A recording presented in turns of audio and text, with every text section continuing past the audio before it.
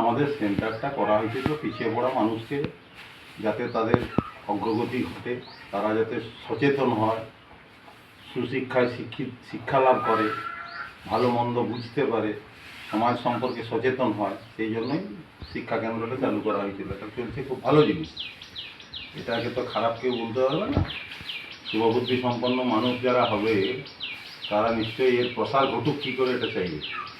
আমরাও একদিন গেছিলাম, যে বাড়ি বাড়ি গিয়ে যাতে ছাত্র আসে সেই চেষ্টা করেছিলাম।